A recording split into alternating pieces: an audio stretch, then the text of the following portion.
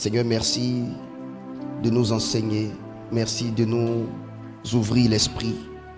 Merci de nous donner la bonne compréhension, de nous donner un cœur disposé.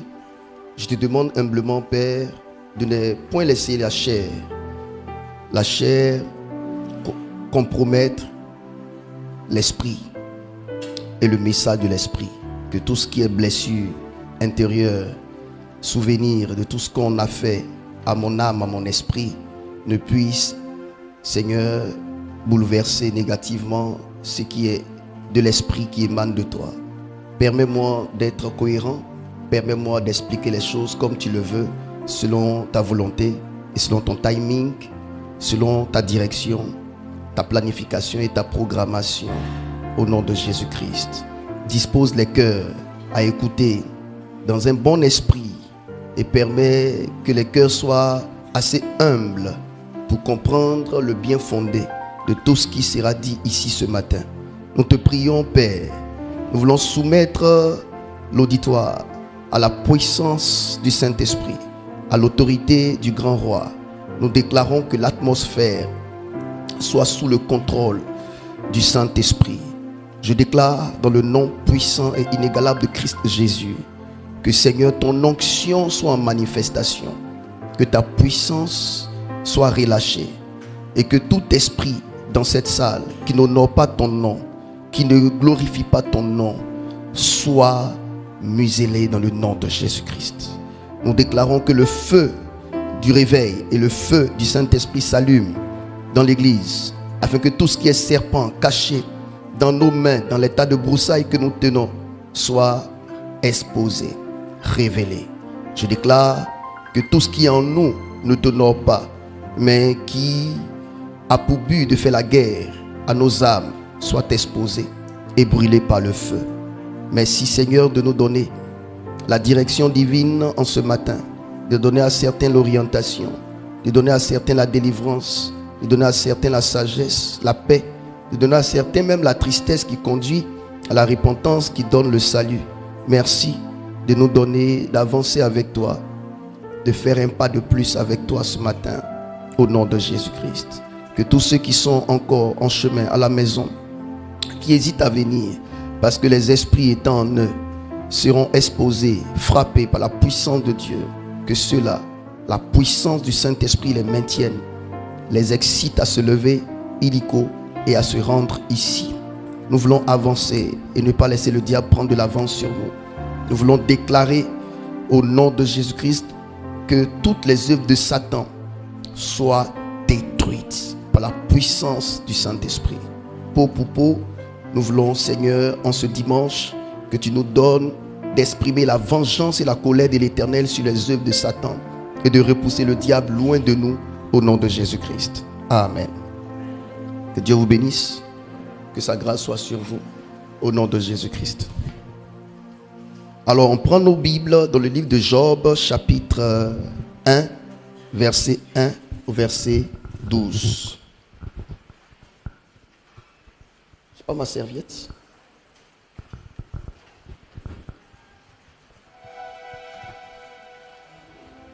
Très bien. Job chapitre 1, du verset 1er au verset 12. Job chapitre 1, du verset 1er au verset 12. Je lis la parole du Seigneur. On se tient ensemble debout, s'il vous plaît, pour la première lecture. Job chapitre 1, à partir du verset 1er. Il y avait dans le pays d'Utès un homme qui s'appelait Job. Pays d'Out. Pays d'Out. Un homme qui s'appelait Job. Oui. Et cet homme était intègre et droit. Il craignait Dieu et se détournait du mal. Il lui naquit 7 fils et 3 filles. Il possédait 7000 brebis, 3000 chameaux, 500 paires de bœufs, Oui. 500 ânesses et un très grand nombre de serviteurs. Oui. Et cet homme était le plus considérable de tous les fils de l'Orient. Ses fils allaient les uns chez les autres et donnaient tour à tour un festin. Il donnait tour à tour un festin. Et il invitait leurs 3 sœurs à manger et à boire avec eux. Très bien. Et quand les jours de festin étaient passés, Job appelait et sanctifiait ses fils. Job appelait et sanctifiait ses fils. Puis, il se levait de bon matin et offrait pour chacun d'eux un holocauste. Car Job disait, peut-être mes fils ont-ils péché Peut-être mes fils ont-ils péché. et ont-ils offensé Dieu dans leur cœur. Dans leur cœur, c'est même pas physiquement, leur cœur. Dans leur cœur. Allons-y. C'est ainsi que Job avait coutume d'agir. C'est ainsi que Job avait coutume d'agir. C'est-à-dire c'était une pratique de vie pour lui. C'est devenu sa nature, c'est sa pratique de vie. C'est ce que doit devenir votre vie. Les choses de Dieu doivent devenir votre pratique de vie. Ça doit être votre coutume. Allons-y. Or, les fils de Dieu vinrent un jour se présenter devant l'Éternel. Et Satan vint aussi au milieu d'eux. Et Satan vint aussi. Dis à ton frère, Satan existe. Dis encore, Satan existe. Amen. Très bien, allons-y. L'Éternel dit à Satan, d'où viens-tu? Et Satan répondit à l'Éternel, de parcourir la terre et de m'y promener. Bien. L'Éternel dit à Satan, as-tu remarqué mon serviteur Job? Attention. Ça, c'est l'erreur à ne pas commettre. Lorsque Dieu témoigne de quelqu'un, c'est grave, la personne aura des problèmes. As-tu remarqué mon serviteur Job? Allons-y. Il n'y a personne comme lui sur la terre. C'est un homme intègre et droit. C'est un homme intègre et droit, Craignant Dieu Dieu. et se détournant du mal. Retenez ça. Et Satan répondit à l'Éternel, est-ce d'une manière désintéressée que Job craint Dieu? Ne l'as-tu pas protégé lui, sa maison et tout ce qui est à lui? Tu as béni l'œuvre de ses mains et ses troupeaux couvrent le pays. Mais étends ta main, touche à tout ce qui lui appartient et je suis sûr qu'il te maudit en face. L'Éternel dit à Satan, voici, tout ce qui lui appartient, je te le livre. Seulement, ne porte pas la main sur lui. Et Satan se retira devant la face de l'Éternel. Je continue. Très bien, on s'arrête là. Asseyez-vous dans la présence glorieuse du Saint-Esprit.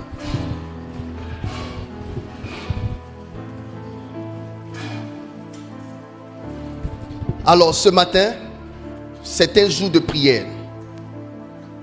Ce n'est pas un jour d'enseignement. Vous savez comment j'enseigne, mais je ne veux pas vraiment enseigner. Je veux juste parler avec vous. Mais en allant avec la parole de Dieu. Ici, la Bible fait mention d'un homme qui s'appelle Job. La Bible dit de Job qu'il était intègre, retenez, et droit. Il craignait Dieu et il se détournait du mal. Première chose que j'aimerais vous dire, tous les hommes sur la terre n'ont pas les mêmes valeurs aux yeux de Dieu. Première vérité, tous les hommes, toutes les femmes, tous les hommes avec grand H, y compris les femmes, n'ont pas les mêmes valeurs aux yeux de Dieu. Deuxième vérité, Dieu sait qui est qui sur la terre.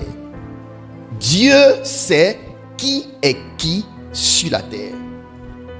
Dieu sait qui est qui sur la terre. Je prends ce langage terre à terre pour permettre à tout le monde de comprendre. Donc Dieu sait qui est qui sur la terre. Qu'est-ce que cela veut dire? Cela veut dire que personne ne peut tromper Dieu. Dieu te connaît tel que tu es. Si tu mens, il sait que tu mens. Si tu dis la vérité, il sait que tu dis la vérité. Tu peux mentir aux hommes, mais à Dieu, tu ne peux mentir. Amen. Donc, Dieu connaît tout le monde. Bien. Troisième vérité. Autant Dieu est, Satan également est. Autant Dieu est, Satan également est. Un homme qui vit sans reconnaître l'existence de Dieu ne connaît rien. Un homme également qui vit tout en ignorant l'existence de Satan ne connaît rien. Dieu vit, Satan également vit. Amen. Quatrième vérité. Dieu n'a pas d'opposant. Dieu n'a pas d'opposant. Satan n'est pas l'opposant de Dieu. Non. Satan ne peut s'opposer à Dieu. Satan est trop peu de choses pour s'opposer à Dieu. Au fait, si on vous dit que Dieu est à gauche ou bien Dieu est à droite et puis son opposant c'est Satan, c'est qu'on les a mis les deux sur les mêmes longueurs d'onde. Dieu et Satan ne peuvent pas se mettre sur les mêmes tapis. Satan ne peut pas se permettre de toucher au seuil de la puissance de Dieu. Il est trop peu de choses. L'opposant de Satan, c'est les chrétiens. Vous comprenez? Dieu n'est pas l'opposant de Satan. Satan est trop peu de choses. Il est sa créature. Satan est la créature de Dieu. Donc, Dieu ne peut jamais s'inviter au combat de Satan. C'est pour cela que dans le livre de Apocalypse chapitre 12, la guerre qui a eu lieu au ciel, la Bible dit il y a eu une guerre. L'archange Michel et ses anges combattirent Lucifer et ses anges. Vous comprenez? Donc ça c'est le combat des créatures. Dieu est le créateur. Il ne peut pas venir combattre le diable. Donc ce qui va se passer ici, ce n'est pas Dieu qui va combattre le diable. C'est nous qui allons le combattre. Parce qu'il y a beaucoup de personnes qui ont tellement peur de Dieu, plutôt de Satan, que ça donne l'impression que Satan est l'opposant de Dieu. Il peut même troubler Dieu. Jamais. Vous qui avez eu cette pensée, abandonnez cette pensée. Satan est trop peu de choses pour s'opposer à Dieu. Satan s'oppose aux chrétiens. Satan s'oppose aux hommes. Mais il ne peut s'opposer à Dieu. Amen. On peut avancer. Maintenant, comprenez ceci.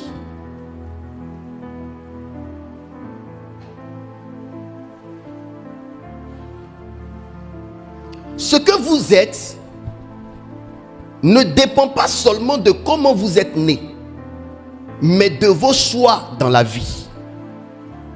Ce que vous êtes ne dépend pas seulement de comment vous êtes né. Quand je dis ne dépend pas seulement de comment vous êtes né, ça veut dire que ce qu'un homme est dépend également de comment il est né. Il y a des personnes qui sont nées avec un bon cœur. Il y a des personnes aussi qui sont nées avec un mauvais cœur. Cependant, même ceux qui sont nés avec un bon cœur peuvent devenir mauvais par rapport à leur choix. Ceux également qui sont nés avec un mauvais cœur peuvent devenir bons à cause de leur choix de vie. Amen. Donc, ce qu'un homme est ne dépend pas seulement de comment il est né, mais de ses choix dans la vie. C'est pourquoi dans Deutéronome, le Seigneur dit: je mets devant toi le mal, la mort, le bien, la vie, mais je te conseille de choisir, parce que le chemin qu'un homme emprunte ne dépend pas du chemin au devant de lui, mais dépend du choix du chemin qu'il a opéré. Donc là où vous êtes, vous pouvez décider de prendre le bon chemin. Là où vous êtes, vous pouvez décider de faire de bons choix. Un homme de Dieu, dans ta souffrance qui te rencontre, que Dieu envoie sur ton chemin, qui prie pour toi, qui te délivre de tes esprits, des esprits mauvais qui sont dans ta vie. Et toi, tu décides de ne pas le suivre. Et tu décides de suivre celui qui n'a jamais rien fait pour toi. C'est ta décision. Amen. Moi, je m'en vais te délivrer de tous tes esprits. Et le pasteur avec qui tu étais avant, qui t'a abandonné, après que j'ai fait tout ce travail dans ta vie, il vient te dire quelque chose et puis tu le suis. C'est ton choix. Amen. C'est pour cela que ce que vous devenez dans la vie ne dépend pas de comment vous êtes né, mais dépend également de vos choix. Et j'aimerais vous dire à tous mes enfants, sachez faire des choix dans votre vie. Sachez faire de très bons choix dans vos vies. Ne pensez pas qu'on vous impose une voie. Non, non, non, non, non. Dieu qui est le créateur n'impose aucune voie à qui que ce soit. Même quand Dieu t'appelle, c'est une invitation. Il va passer par tous les moyens pour te faire accepter ce qu'il veut de toi. Mais finalement, c'est à toi de dire oui. Dieu ne force pas. C'est pourquoi Apocalypse chapitre 3 verset 20. Je frappe à la porte. Si tu entends ma voix, s'il peut identifier la porte, c'est qu'il peut casser la porte. Mais poli par excellence il ne peut pas brigander la porte. Parce que Dieu attend que toi qui as ta propre vie, tu dises oui avant qu'il n'entre. Je dis beaucoup de choses intéressantes ce matin. Je dis beaucoup de choses intéressantes ce matin. Donc Dieu vous a donné le choix. Vous avez le choix de faire le bien, le choix de faire le mal. Si vous faites le mal, ce n'est pas que le mal est venu à vous. C'est parce que vous avez accepté que le mal qui est venu à vous entre en vous. Si vous faites le bien, ce n'est pas que le bien est venu à vous. C'est justement parce que le bien qui est venu vers vous, vous l'avez accepté dans votre vie. Point. La Bible dit, il y avait dans le pays d'Ouz un homme appelé Job. Il n'était pas le seul habitant de ce pays. Quand on parle d'un pays, le pays signifie qu'il y avait beaucoup de gens. D'accord? Notre pays, la Côte d'Ivoire, regorge de beaucoup d'habitants. La ville même d'Abidjan déjà regorge de beaucoup d'hommes. Mais Dieu parle d'un seul homme. Dieu parle que d'un seul homme, Job. J'aimerais te dire, ce n'est pas Dieu qui a fait de Job ce que Job est devenu. Ce sont des choix de Job qui ont fait de Job ce que Job est devenu.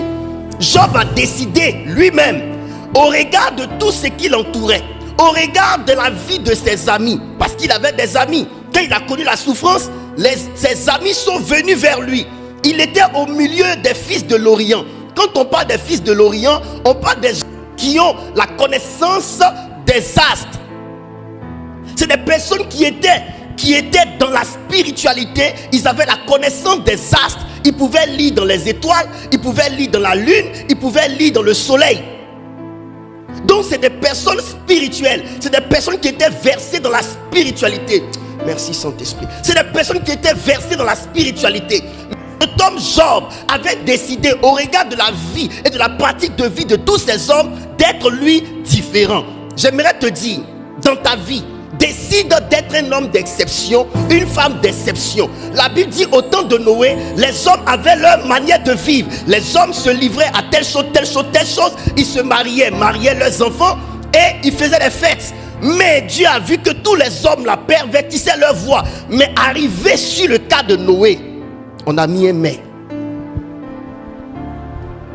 Arrivé sur le nom de Noé, Dieu a mis un mais. Mais Noé était juste. Ça veut dire quoi? Noé était un homme d'exception. Dans le pays, la Côte d'Ivoire, on parlera de tout le monde ayant la même démarche. Mais quand on te citera, il faudrait qu'on mette un mais. Dans ta famille, on dira que tout le monde vit de telle manière, mais telle personne a marqué la différence. Vous devez décider, c'est pourquoi j'ai parlé de choix. Vous devez décider d'être des hommes d'exception, des femmes d'exception. Vous n'êtes pas censé ressembler à tout le monde. Cherchez à être des hommes de démarcation, des femmes de démarcation, des hommes distingués, des femmes distinguées. Et ça, c'est votre propre décision, c'est votre choix.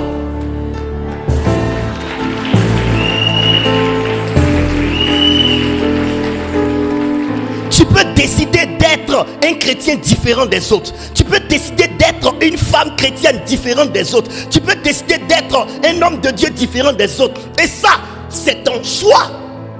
Tout dépend de la vision que tu as. Tout dépend de ce que tu veux devenir. De quel type d'homme de Dieu tu veux être. Quel type de personne tu veux être. Dans ma famille, tout le monde est pauvre. Mais moi, je lutterai pour ne pas être pauvre. Pour marquer la différence, il faudrait qu'à partir de moi, on dise qu'il y a quelque chose de nouveau qui entre dans la famille. Tout le monde est méchant dans notre famille. Mais il faudra que moi, je marque la différence en montrant que la méchanceté s'arrête quand mon nom est mentionné. Et tous ont adoré des idoles. Mais toi, tu as marqué la différence en te tournant vers le véritable Dieu. Moi, dans ma famille, je suis le premier à être serviteur de Dieu. Le premier. C'est à partir de moi que deux cousins aussi ont eu le courage de devenir serviteurs de Dieu et que les gens ont accepté. C'est moi qui ai mené le combat. Quand moi, Dieu m'a pris et que j'ai accepté, ils ont tenu une réunion dans mon village et ils ont régné ma mère et ils m'ont régné. J'ai mené le combat des autres. Aujourd'hui, l'un de mes cousins, un grand cousin, il a son fils qui est devenu pasteur aussi. Mais c'est moi qui ai commencé. À partir de toi, quelque chose de nouveau doit commencer. Et c'est ainsi que tu dois être. Tu dois décider d'être différent de ta mère, différent de ton père, en bien. Job pouvait être comme les autres. Mais pourquoi Job était-il différent? C'est parce qu'il a décidé l'être. Lorsque tu es animé d'un esprit différent, tu es un homme de démarcation, tu es un homme de distinction, une femme de distinction. Ayez un esprit différent des autres. Alléluia. Moïse a envoyé 12 explorateurs pour aller explorer Canaan. Les 12 sont partis. Quand ils sont revenus, 10. Les 12 ont vu les mêmes choses. Les 12 ont vu les mêmes choses. Canaan, il y a des géants là-bas. Nous sommes petits à leurs yeux. Et tous ont vu les mêmes choses. Mais ils n'ont pas eu les mêmes attitudes. 10 ont eu les mêmes attitudes. Ils sont venus, ils ont dit à Moïse, on a vu, le pays est un pays où coule le lait et le miel. Vraiment. Mais il y a les fils d'Anak là-bas. Ce sont des géants. Nous sommes petits à leurs yeux. Nous sommes comme des sauterelles. On ne peut pas aller faire la guerre contre ces gens. La Bible dit, Josué et Caleb, animés d'un autre esprit, on dit, c'est vrai, mais l'Éternel est avec nous. Vous voyez?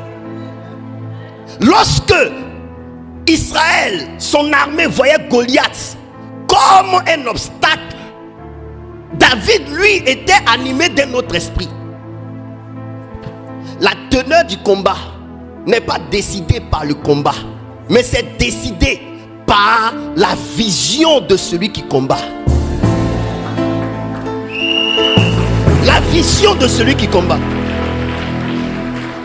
Comment toi tu définis le combat dans lequel tu es? Comment tu définis le problème qu'il y a dans ta famille? Pendant que les gens diront, oh, on n'aime pas les ténèbres, je suis né dans une famille où il y a la misère, la pauvreté, j'aurais voulu naître dans une autre famille. Quelqu'un d'autre comprendra, il faut les ténèbres pour que l'étoile brille. Parce que l'étoile ne brille pas en plein jour. Dieu m'a déposé dans une famille où il y a cette noirceur là, parce que je suis une étoile. En comprenant les choses de cette manière, tu ne vas plus te plaindre des ténèbres, mais tu vas voir les ténèbres comme étant une opportunité. Tu vas vivre à l'aise dans les ténèbres.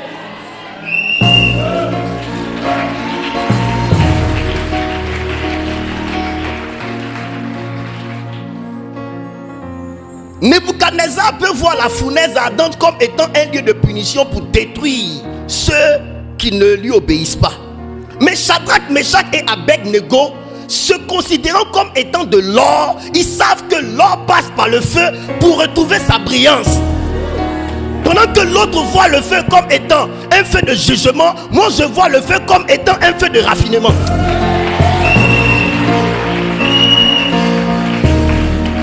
Tout dépend.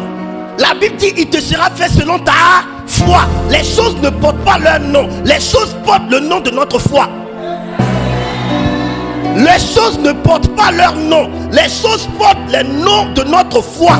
Si tu vois l'obstacle comme obstacle, ça sera obstacle. Mais si tu vois l'obstacle comme spectacle, ça sera spectacle. Si tu vois le problème comme problème, ça sera problème. Mais si tu vois le problème comme une opportunité, ça sera une opportunité.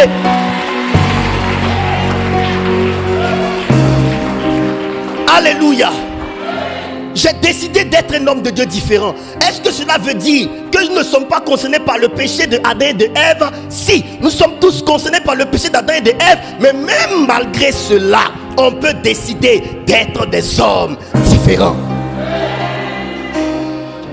Pendant que les autres justifieront leurs mauvais actes en s'appuyant sur les fautes de Adam et de Ève. C'est pas ma faute, c'est parce que Adam et Ève ont fait ça. C'est pas ma faute, c'est parce que mes parents ont fait ça. Je décide malgré cette vérité d'établir une autre vérité. C'est pourquoi le maître a dit, en vérité, la vérité est, mais une autre vérité peut subsister. La pauvreté dans ma famille est une vérité, je ne nie pas. Mais l'autre vérité, c'est que on peut sortir d'une famille pauvre et partir dans la richesse. On peut sortir d'une famille malade et sortir dans la grandeur. En vérité, je vous le dis. Job a décidé d'être un homme différent. Camarade, tu n'es pas obligé de rentrer dans le chemin que les autres ont tracé. Tu peux tracer ton propre chemin.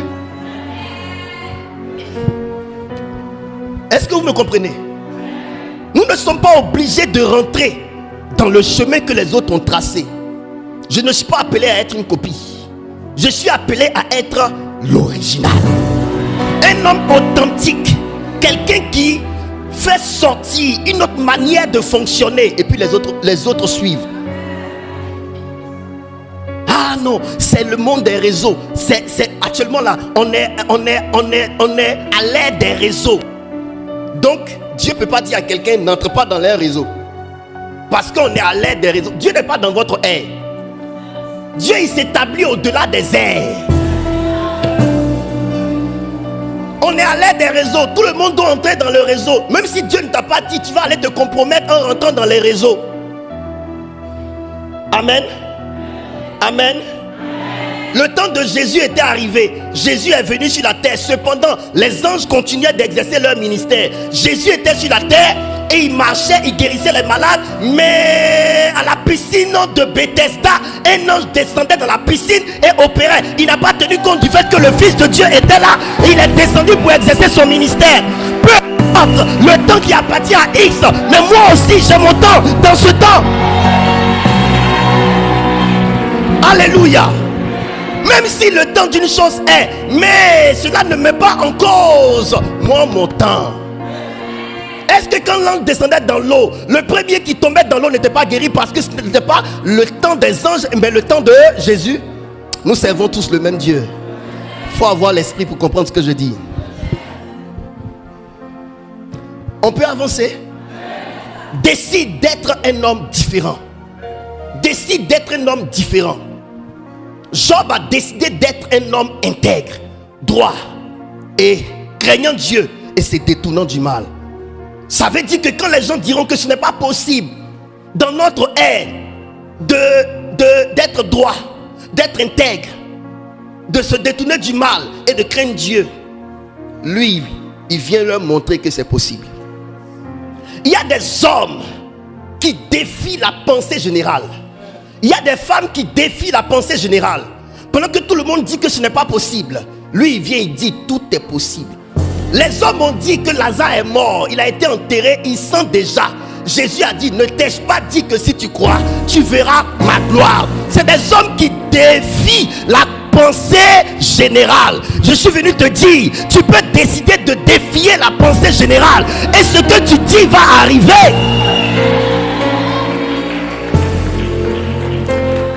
La femme a dit, depuis au temps de nos pères, on va sur la montagne pour adorer. Jésus a dit, moi je suis venu défier ce qui a toujours été.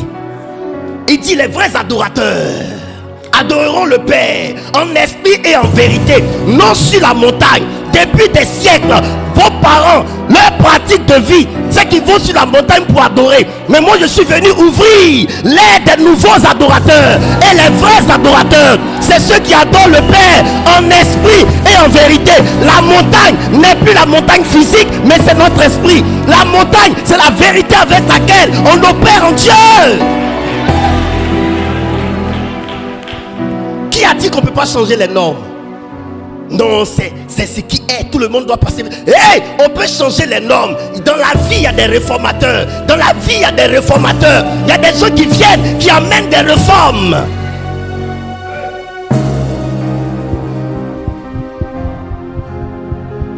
Est-ce que je parle à quelqu'un? Je suis venu parler à des gens qui savent se démarquer. Je suis venu parler à des gens qui ne se rangent pas dans les lignes des autres, mais qui comprennent que eux sont appelés à créer leur ligne propre. On ne te comprendra pas parce que tu es particulier, Tout le monde agit comme ça. Pourquoi toi tu veux dire que tu es comment? Et tu as montré déjà ta différence en n'allant pas dans le même tempo que les autres. Et ça fait mal. Ça fait mal d'être différent. Parce que ceux qui sont différents sont isolés. Ceux qui sont différents sont seuls. Le prix à payer de la différence que tu es, c'est l'isolement. C'est la solitude. C'est l'incompréhension. Tu es incompris. Vous pensez que les gens pouvaient comprendre Job? Job était titillé de part et d'autre par les autres. Comment se fait-il que tout le monde va à droite? Imaginez-vous la souffrance de Noé. Les hommes se mariaient leurs enfants et faisaient des fêtes. Il était le seul avec ses enfants à ne pas faire ça aussi. Tu t'imagines, tu es seul dans ta pratique de vie. Tu ne copies personne. La majorité est l'autre côté et toi tu représentes que la minorité. C'est pas facile. Qu'est-ce que toi tu veux dire? Pourquoi ne fais-tu pas ce que nous on fait? Pourquoi tu ne t'associes pas aux autres églises? Moi ils m'ont dit ça déjà. On dit frère Romaric, tu es orgueilleux. Tu es orgueilleux parce que tu n'as pas la pensée de l'église corps de Christ. Mais quand on souffrait pour bâtir l'église, je n'ai pas vu l'église corps de Christ. Pourquoi voulez-vous, après que j'ai souffert pour bâtir cette église avec mes quelques enfants, pourquoi voulez-vous maintenant que je vous donne la chair pour prêcher? Ah, vous voulez utiliser la chair pour vous montrer, pour vous attirer des followers de l'église que Dieu m'a donné sans participer à la souffrance. Ah, faut ouvrir les portes aux autres, c'est ça qui va faire grandir l'église. Les quelques personnes qu'on a invitées ici qui sont venues prêcher, je n'ai pas vu qu'elles ont rajouté une seule âme à notre église. Elles ont utilisé juste l'église que Dieu nous a donnée pour se faire connaître davantage et récupérer les offrandes et aller chez eux, aller gâter notre nom. Tu ne m'aides pas à la chasse, tu ne partages pas ma viande.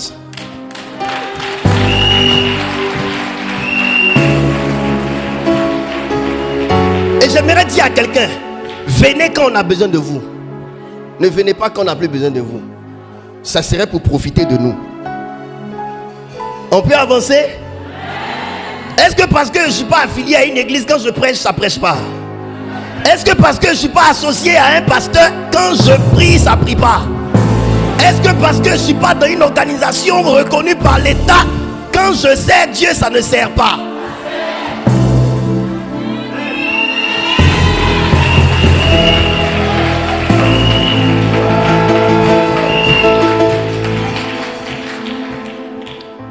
Décidez d'être différent. Décidez. Job était un homme intègre et droit. Chacun gère sa maison en fonction de sa vision dans la vie. Il communiquait à ses enfants l'intégrité. Il enseignait à ses enfants certaines pratiques que les autres ne faisaient pas. Chacun gère sa maison comme il veut, en fonction de ce qu'il pense recevoir comme mandat de l'Éternel sur ses épaules. Ce que je vous enseigne, c'est en fonction de ce que Dieu m'a enseigné. Ma façon d'être, c'est ce que je vous donne. Et personne ne peut venir me dire d'arrêter ça. Parce que chacun de nous a reçu en fonction de ce que Dieu lui a donné. Il était intègre et droit, craignant Dieu. Il y a une chose que j'aimerais vous dire, mes chers enfants. Il y a deux richesses dans ce monde. Il y a la richesse temporelle qui est liée aux choses de la terre, donc la richesse matérielle. Quand on parle de la richesse temporelle, c'est ce qui se situe dans le temps, c'est sur la terre ici. C'est l'argent, c'est les voitures, c'est la terre, c'est tous ces biens-là qu'on laisse malheureusement pour partir et qui finalement sera détruit. Parce que Dieu va détruire cette terre. Tout ce que vous voyez là va se détruire. Souvent on s'attache à ces biens matériels, mais quand tu es en train d'aller vers la mort, c'est là que tu comprends la vanité qu'il y a dans ces biens matériels. Il y a une telle vanité dans ces biens matériels que tu ne peux jamais trouver quelque chose sur la terre qui reste intact. Tu achètes un nouveau téléphone, avec le temps ça s'use. Tu construis une nouvelle maison, c'est beau, la peinture, mais arrivé à un certain moment, ça commence à s'user. La peinture tombe. Même ceux qui utilisent, je ne sais pas comment on appelle cette matière-là, pour embellir les maisons. Hein? Pentégris. Ceux qui utilisent ça, regardez avec le temps. ça perd en éclats. Tu achètes une nouvelle chaussure, tu marches dessus, arrivé au moment où la chaussure commence à te rendre bancale. On te voit, on a l'impression que tu es Bakary Koné. En fait, il n'y a rien sur cette terre qui reste intact. Même l'homme même se métamorphose en allant. Les femmes, elles font un enfant, 2 enfants. Même si aujourd'hui plusieurs femmes vendent des produits, elles font leur commerce, ton ventre là va rentrer dedans, tout ça. Mais c'est jamais pareil. Vrai ou faux? Le nombril rentrait dedans, après ça tombe un peu. Le garçon aussi, il commence à perdre en forme. Il y a des vieilles qui viennent à l'église. Nous venons fatiguer, nous les jeunes serviteurs de Dieu, avec notre petite onction pour qu'on puisse les réparer.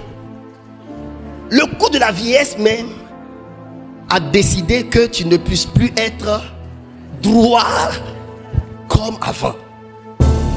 Maman, c'est pas dans ta vieillesse là que tu vas te souvenir qu'il y a des choses que tu aurais dû faire que tu n'as pas fait. Donc il ne faut pas fatiguer notre onction. Alors on prie pour toi seulement, on prie, tu te redresses pas, tu dis on n'a pas l'onction. On a l'onction, tu es vieille.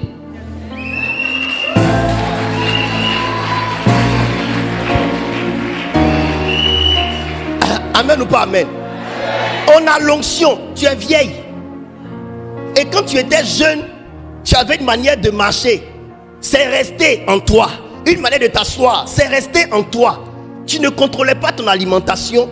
Tu ne faisais pas de sport. Tes os ont pris notre courbure. Tes nerfs ont pris notre forme. Il ne faut pas nous fatiguer avec notre onction. Si on te demande de faire du sport, tu ne vas pas vouloir faire. Tu veux résoudre ça avec l'onction. Ça, c'est une affaire très charnelle. C'est la chair. Fais un peu de sport, maman.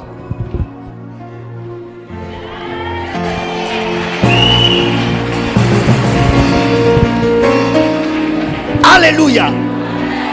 Fais un peu de sport, maman. Est-ce que je parle bien? Bref, c'est ce qui fait que les gens souvent ne m'aiment pas. Parce que quand ils prêchent, je mets tout dedans. Pour que ça serve à tout le monde. Et les gens ont l'impression que je suis en train de parler de tel, parler de contre tel. Non, ils parlent contre personne. Suivez-moi bien. Il y a une chose que j'ai remarqué avec Job. Dans la vie, il faut avoir un idéal. Dans la vie, il faut avoir un idéal. La question que je pose à quelqu'un ce matin, quel est ton idéal dans la vie? Qu'est-ce que tu veux toi-même devenir? À qui tu veux ressembler? Qu'est-ce que tu veux qu'on dise de toi? Écoutez, un homme lui-même trace son propre nom. Dans la vie, il faut te créer toi-même ton propre nom. Le nom que tu portes n'est pas ton véritable nom. Ton véritable nom, ce sont tes actions. Ce sont tes choix qui te donnent ton vrai nom. Ce sont tes acquis qui te donnent ton vrai nom. Je parlais de richesse. Il y a des richesses temporelles. Les richesses temporelles s'usent avec le temps. Ce n'est pas la vraie richesse. Dieu ne regarde pas les richesses temporelles pour qualifier un homme. Ce qui a de la valeur aux yeux de Dieu, c'est ce qui est dans le monde réel. Et le monde réel, ce n'est pas le monde de la terre, c'est le monde du ciel, le monde spirituel qui est le monde réel. Le monde spirituel est la maternité du monde physique. Souvent les gens disent que ça c'est un rêve, le rêve là, non, ça c'est virtuel. Ce que tu as vu dans ton rêve là, c'est la réalité. Ce que tu vis ici n'est pas la réalité. C'est pourquoi la volonté de Dieu, c'est que donne-nous aujourd'hui notre pain de ce jour, n'est-ce pas? Et comment la prière va? Remontons. Notre Père qui est aux cieux. Que ton... Les catholiques là, vous connaissez ça, allons-y. Merci, l'aumônier. Que ta volonté soit faite sur la terre comme au ciel. Pourquoi? Parce que Dieu estime que ce qui se passe ici n'est pas réel. La réalité, c'est la vérité du royaume. Et qu'on doit tout faire pour imposer à la terre. Ce qui est spirituel et ce qui est vrai. Ce qui est ici n'est pas vrai. Et les gens se tuent pour les choses qui ne sont pas vraies. Les gens se tuent derrière les choses qui ne sont pas vraies. Écoutez-moi bien. Je vais vous parler des richesses du ciel. Quand Jésus parle, dans son langage, il dit: amassez-vous des trésors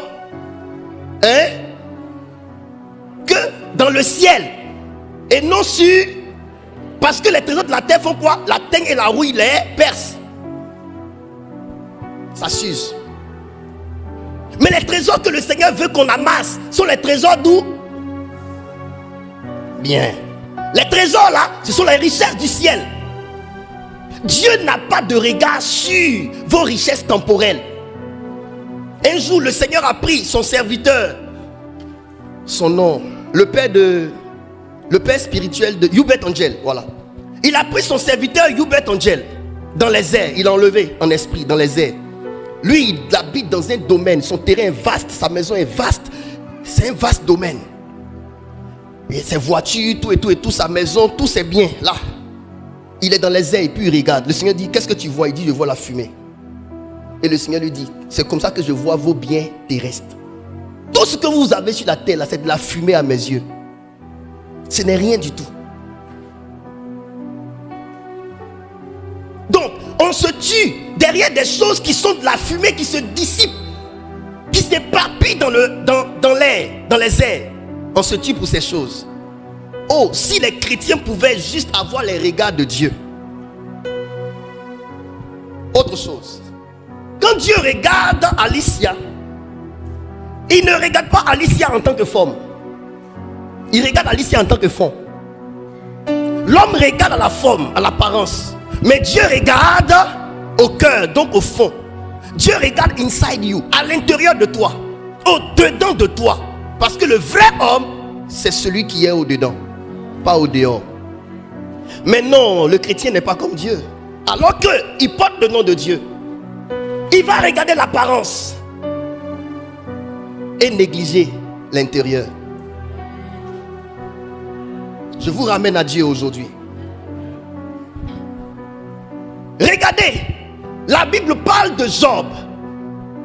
Fils, verset 2. Parlons des richesses temporelles. Il lui naquit 7 fils et 3 filles. Continue. Il possédait 7000 brebis, 3000 chameaux, 500 paires de bœufs, 500 ânesses et un très grand nombre de serviteurs. Et cet homme était le plus considérable de tous les fils de l'Orient. Continue. Ses fils allaient les uns chez les autres et donnaient. Allons-y là où Dieu parle à Satan de Job. As-tu remarqué mon serviteur Job? Allons-y là. Je vais vous faire remarquer quelque chose. Verset 8. Or les fils de Dieu vinrent un jour se présenter devant l'Éternel. Et Satan vint aussi au milieu d'eux. Continue. L'Éternel dit à Satan: d'où viens-tu? Et Satan répondit à l'Éternel: de parcourir la terre et de m'y promener. Continue. L'Éternel dit à Satan: as-tu remarqué mon serviteur Job? Il n'y a personne comme lui sur la terre. C'est sur la base de quoi Dieu dit il n'y a personne comme lui sur la terre? Est-ce sur la base des ânesses? Est-ce sur la base des chameaux? Est-ce sur la base des biens temporels? Non. C'est comme si Dieu n'avait pas vu tout ça. Dieu ne regarde même pas tout ça. Ça c'est pour les yeux des hommes. Les ânesses de Job, c'est pour les yeux des hommes. Les chameaux de Job, c'est pour les yeux des hommes. Les quoi de Job, c'est pour les yeux des hommes. Mais ce que les yeux de l'Éternel remarquent, regardez, il n'y a personne comme lui sur la terre. C'est un homme intègre et droit, craignant Dieu et se détournant du mal. Voilà. Pourquoi Dieu n'a-t-il pas remarqué ces chameaux? Retourne à ses richesses, fils. Je vais parler à quelqu'un ce matin. Retourne à ses richesses, s'il te plaît. Pourquoi Dieu n'a-t-il pas parlé de ces 7000 brebis? Pourquoi Dieu n'a-t-il pas parlé de ces 3000 chameaux? Pourquoi Dieu n'a-t-il pas parlé de ces 500 paires de bœufs? Pourquoi Dieu n'a-t-il pas parlé de ces 500 ânesses et un très grand nombre de serviteurs? J'aimerais dire à quelqu'un, si tu n'as pas les biens que les hommes ont, tu n'es pas quand même le dernier des hommes.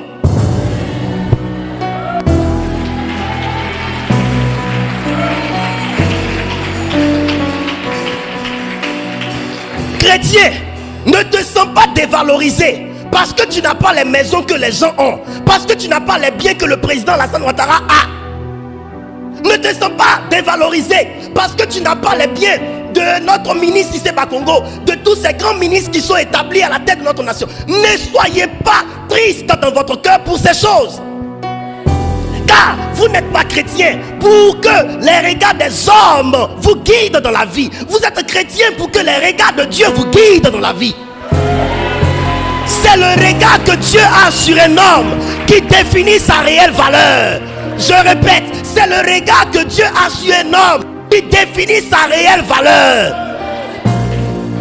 Suis-je en train de dire que les biens de la terre ne sont pas bien? Non, les biens de la terre sont importants parce qu'on a besoin de ça pour carburer, on a besoin de ça pour vivre. Mais quand tu seras en train de quitter le monde de la terre pour le monde du royaume, tous ces biens ne compteront plus. Ce qui compte, c'est les valeurs du royaume.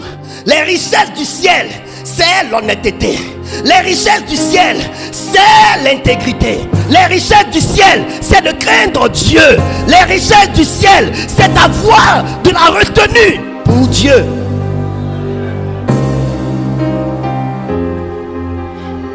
Je ne serai pas bon partout, mais il y a des choses que Dieu va voir en moi qui vont me mettre au-dessus des autres. J'avais enseigné ici une fois pour vous dire qu'est-ce qui a fait que l'homme qu'on appelle Moïse tapait dans l'œil de Dieu. Dieu a dit: Moïse, il n'y a pas quelqu'un qui est aussi patient comme lui. Il n'y a aucun homme sur la terre qui est patient comme Moïse, mon serviteur. Quelqu'un dira être patient, qu'est-ce que ça me donne? Peut-être que ça ne te donne rien comme bien matériel, mais ça te donne d'être apprécié de Dieu. Est-ce que vous savez ce que c'est que d'être apprécié de Dieu? Si on te dit que l'homme le plus important de la nation ivoirienne parle bien de toi, il faut savoir que tu es quelqu'un de déjà important. L'importance qu'un homme a est aussi fonction du témoignage que l'homme important rend de lui. Quand tu es important, les importants parlent de toi. Les hommes importants te connaissent et parlent de toi. Il n'y a pas quelqu'un qui est plus important que Yahweh. Maintenant, regardez, de tous les hommes qui existent sur la terre, il y a des hommes qui parlaient des amis de Job, mais Dieu ne parlait pas d'eux. La question que je te pose, est-ce que Dieu parle de toi au ciel? Ah, c'est une question. Le président Aké parle certainement de toi. Rodolphe parle certainement de toi. Nassirat parle certainement de toi. Le vice-président Dibi parle certainement de toi. Monsieur Kwame parle certainement de toi. Ma fille Variance parle certainement de toi. Papa Nyandia parle certainement de toi. Mais Dieu, est-ce que Dieu parle de toi? Le fait que Dieu dise à Satan: as-tu remarqué mon serviteur Job, et ne mentionne pas les autres, ça veut dire déjà que Dieu avait choisi son camp. Job avait tellement marqué Dieu. Mes fils, mes filles, vous serez importants sur la terre si Dieu parle de vous. Ne cherchez pas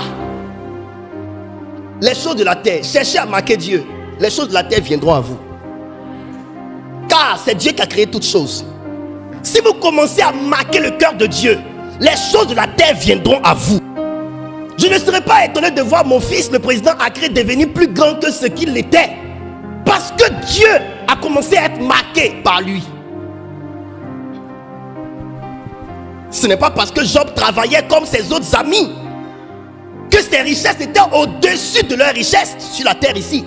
C'est justement parce que son nom était élevé aux yeux de Dieu. Quand Dieu veut bénir Abraham, il dit: je rendrai ton nom grand. Dieu ne peut pas rendre ton nom grand sans dire ton nom.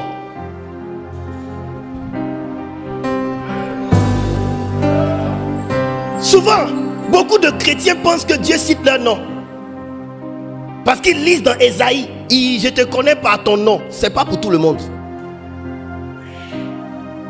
Oh ouais, arrêtez de citer des versets qui ne vous concernent pas encore. Tu as fait quoi pour que Dieu parle de toi? Tu penses que Dieu c'est quelqu'un qu'on peut toucher facilement? Tu sais depuis combien de décennies les gens font des choses pour lui? Qu'est-ce que tu as fait qui dépasse ce que les autres ont fait? Pour que ça te classe au-dessus d'eux. Les gens ont mis la barre haute. Toi tu es à ce niveau, tu veux marquer Dieu comment? Élève ton niveau. Pour que Dieu élève l'homme Abraham, il a soumis à une épreuve il n'avait jamais soumis à aucun homme sur la terre. Donne-moi ton unique, ton Isaac. Il dit, je sais maintenant que tu crains Dieu et que tu ne m'as pas refusé ton fils. Qu'est-ce que tu es capable de faire en termes de sacrifice pour Dieu, qui peut faire que Dieu peut te citer différemment des autres? Vous pensez que Dieu se lève comme ça, il cite quelqu'un pour rien? Salomon s'est levé et allé sur la montagne, le mont Gabaon. La montagne la plus élevée. Il a sacrifié en holocauste 1000 bêtes. Dieu est descendu. Il ne pouvait pas rester là-bas. Si c'est par les 1000 bêtes qu'il est descendu, c'est que c'est par les sacrifices que Dieu descend. Et s'il n'est pas descendu par le sacrifice des autres, c'est parce que leur sacrifice n'était pas de taille. Donc Salomon a dépassé les sacrifices des autres en taille, en dimension. Asseyez-vous et puis regardez-moi. Vous pensez que Dieu c'est un enfant? Il y a des hommes même sur la terre, des choses que vous faites, ça ne les touche pas. Parce qu'ils ont vu plus que ça. Moi-même qui suis ici, votre papa à mon humble niveau ici, il y a des choses si tu fais, ça ne me touchera pas. Il est dépassé.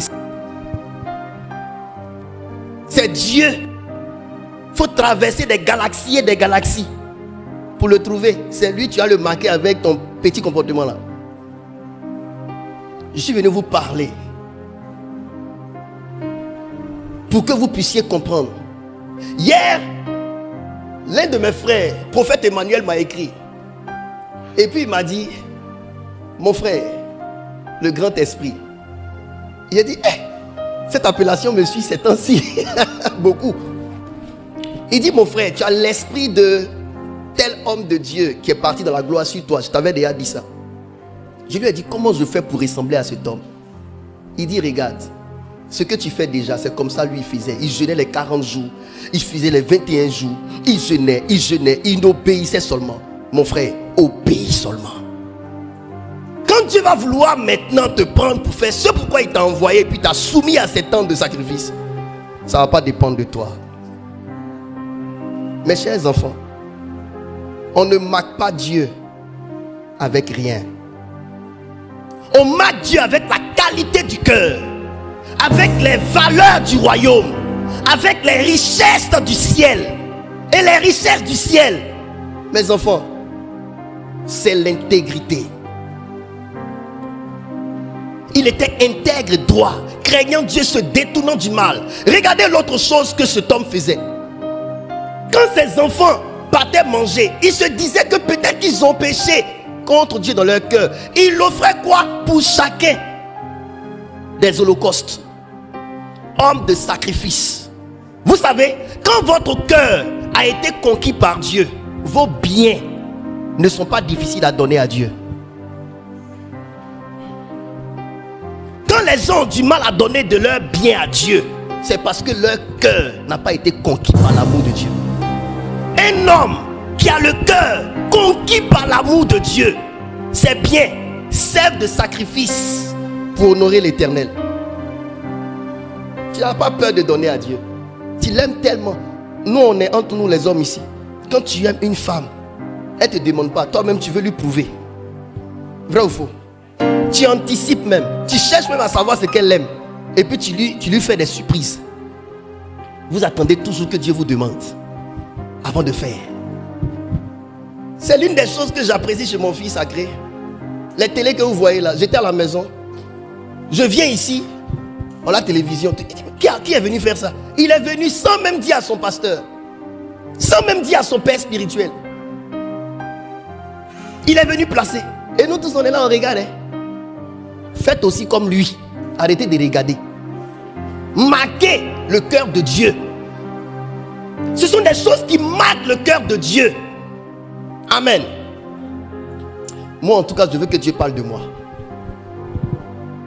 Je veux que Dieu parle de moi. Lorsque vous êtes différent, vous tapez dans les yeux. Lorsque vous êtes différent sur la terre, vous tapez dans l'œil. Vous tapez dans l'œil des hommes et vous tapez dans l'œil des esprits. Dieu a remarqué Job. Satan également l'avait remarqué.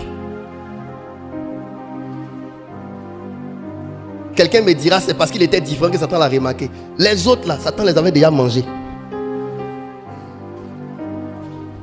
On a lu un passage ici pour ceux qui étaient là à la prière du vendredi.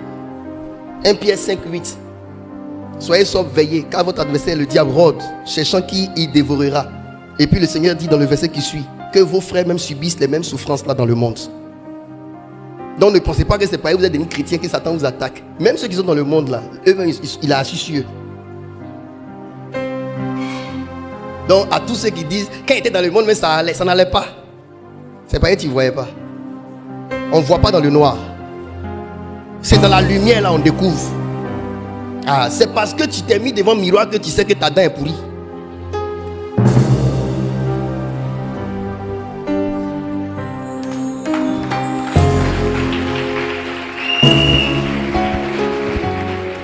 Je vous dis, c'est pas que tu t'es miré que tu vois qu'il y a un bouton, il y a des choses, il y a des imperfections sur toi. C'est pourquoi souvent là, ce qui est sur toi, toi-même tu ne vois pas, c'est quelqu'un d'autre qui te dit, c'est la lumière qui a mis en évidence ton problème. Quand tu étais dans le monde, tu étais dans le noir, tu ne voyais pas. C'est quand tu es venu à l'église, là où il y a la lumière, là, que tu as commencé à découvrir tout. C'est bon? On peut avancer, je suis en train de prendre trop le temps. Regardez. Satan vient, il rentre. Vous savez quoi? Il y a vous dit une chose. Quand le diable vous tente, il ne réussit pas. Quand le diable vous attaque et qu'il ne réussit pas, il sait que vous êtes différent. Ce que Satan tente qui tombe, non, Satan n'a rien à faire avec eux. Mais quand Satan te tente, il ne réussit pas. Il envoie des femmes. Il envoie lui ses femmes pour te faire chuter. Tu ne tombes pas. Il envoie l'argent, tu ne tombes pas. La franc-maçonnerie, tu ne rentres pas dedans. Il essaie de part et d'autre, tu n'entres pas. Il pousse des gens par la sorcellerie, tu ne tombes pas. Il sait que tu es différent.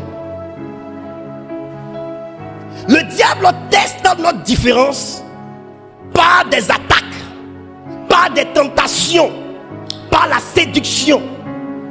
Quand tu as réussi à échapper au contrôle du diable, il sait que tu es différent.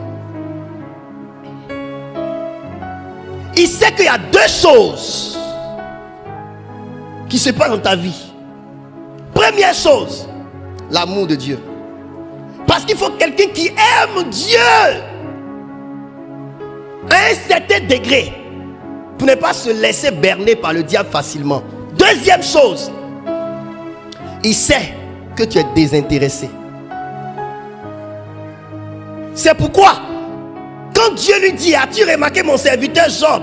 Et que Dieu cite tout ce que Job est, il dit, est-ce de manière désintéressée que Job te craint? Parce que le diable sait, un homme intéressé est facile à convaincre.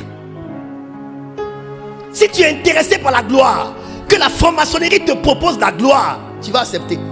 Si tu es intéressé par les choses de la terre, qu'on te propose ces choses, tu vas accepter. Mais si tu es désintéressé, on ne pourra pas utiliser ces choses pour t'avoir, pour te séduire. Et donc aujourd'hui, je suis venu parler de la race des hommes désintéressés. Nous, les serviteurs de Dieu de ce siècle, nous devons être des serviteurs de Dieu désintéressés. Quand la franc-maçonnerie vient à nos portes, on nous propose de mettre sur la table nos besoins. Ça, c'est les hommes intéressés. Mais si tu n'es pas un homme intéressé, tu ne vas jamais proposer. Tu ne vas jamais mettre sur la table. Christopher dit à l'église à Maison du Trésor, notre seul besoin c'est Jésus-Christ et le Saint-Esprit. On dit non. La dame dit non, tout le monde a des besoins. Parce qu'on veut nous emmener sur la table des hommes intéressés. Si tu es intéressé, ils vont te détourner. Si tu es intéressé, ils vont te séduire. Si tu es intéressé et tu es pressé de réussir pour prouver à X, à Y, tu vas accepter les propositions. Demain on voit l'homme de Dieu, son église fleurit. Il a du monde de partout. On ne sait pas les accords qu'il a signés. Et tous ne sont pas comme ça. Il y a des gens qui ont payé le prix. Mais il dit, il y a beaucoup de jeunes que vous voyez qui traînent le monde là. Ils ont signé des accords. Et c'est justement ça que nous refusons de faire, qui fait que le diable nous mène un combat farouche. Je parle à quelqu'un. Satan n'apprécie pas que toi tu échappes à ses pièges. Job, qui es-tu? Je passe par là, tu refuses. Il te propose ça, tu refuses. Je t'attaque ici, tu refuses. Job, qui es-tu? Il s'est arrêté, il a dit non, cet homme-là, il faut que je parte salir son image. Il va monter maintenant jusqu'à Dieu. Écoutez-moi bien.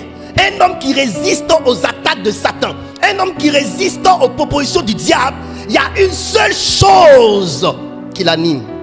Son amour pour Dieu est grand. Son amour pour Dieu est grand. Tu n'aimes pas Dieu à un certain niveau, tu ne peux pas résister jusqu'à ce que le diable se fatigue. Il y a des personnes qui fatiguent Satan par leur résistance. Il y a des personnes qui donnent du travail au diable, qui amènent le diable à s'étouffer dans ses actions. C'est les hommes Job. Les hommes Job sont des personnes qui donnent vraiment du fil à retordre à Satan. Parce que ces hommes-là ne sont pas faciles à plier. Vous vous imaginez l'âge que Job avait et combien d'années Satan a essayé de le faire tomber, mais que Satan ne réussissait pas. C'est quand tu veux faire tomber quelqu'un et puis tu n'y arrives pas, ça te donne encore de redoubler d'efforts et ça te fatigue. Satan était fatigué finalement. Qu'est-ce qu'il a dit? Il faut que je parte vers Dieu. Un homme qui fait des sacrifices comme ça, ça veut dire que Job aime Dieu et Job connaît la spiritualité. Oui, il sait quoi faire pour que le diable ne réussisse pas à trouver des failles et à entrer. Il reconnaît qu'il y a le péché qui peut exister dans sa maison, mais il sait aussi l'antidote. Il sait quoi faire pour que le péché sorte de sa maison. Un homme qui aime Dieu peut aussi pécher, mais il sait quoi faire pour se rétablir propre devant Dieu. Il sait quoi faire. C'est un homme spirituel. Il va sur la ligne des sacrifices. Dieu l'amène à faire des jeûnes sacrificiels. Dieu l'amène à faire des prières sacrificielles. Dieu l'amène à faire des offrandes sacrificielles. Il sait se sanctifier. Il sait se coucher devant Dieu. Satan dit non. Cet homme-là est protégé par Dieu. Mais j'aimerais vous dire une chose. On n'est pas protégé par Dieu juste parce que Dieu nous aime. Parce que si Job était protégé, c'est que les autres n'étaient pas protégés. Mais pourquoi les autres n'étaient pas protégés? Est-ce que Dieu ne protégeait pas les autres? Si, mais c'est parce qu'ils ne demeuraient pas sous la couverture de Dieu. Celui qui demeure sous l'abri du Très-Haut repose à l'ombre du Tout-Puissant. Dieu te protège à une limite. La protection de Dieu a une limite. C'est comme la maison que vous voyez. Cette maison-là a des limites. La clôture. Quand tu sors, tu es exposé. Donc la protection de Dieu a une limite. Reste dans les limites de la protection de Dieu. Aïe, aïe, aïe. Reste dans les limites de la protection de Dieu. Rester dans les limites de la protection de Dieu, c'est obéir à sa parole. C'est rester demeurer auprès de l'homme de Dieu par qui il est passé pour te délivrer. Toi, tu quittes l'homme de Dieu qui t'a délivré là. Tu veux être protégé par qui? Les esprits qui sont en toi, qui l'a chassé là, ils ne respectent seulement que cet homme de Dieu qui les a chassés. Ils ne reconnaissent pas l'autre chez qui tu t'en vas.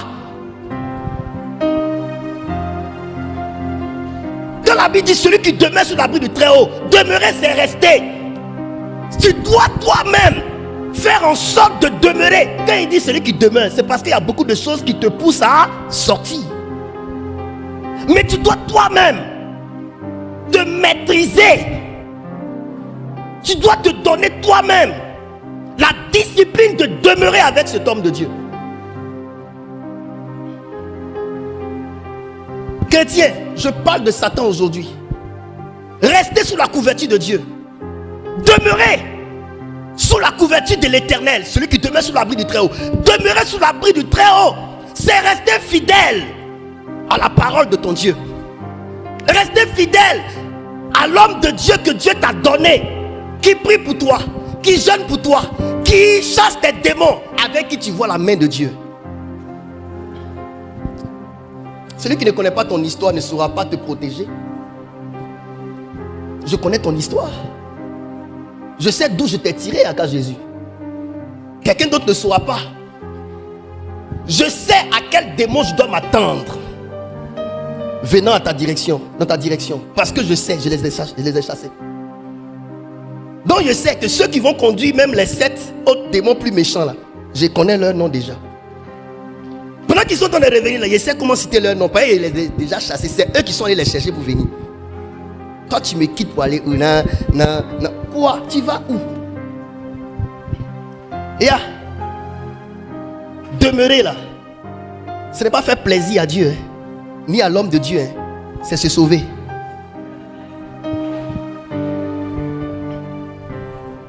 Demeurer sous l'abri du très haut président Accré, ce n'est pas faire plaisir à Dieu, c'est se sauver, c'est se donner la chance de vivre encore plus d'un jour.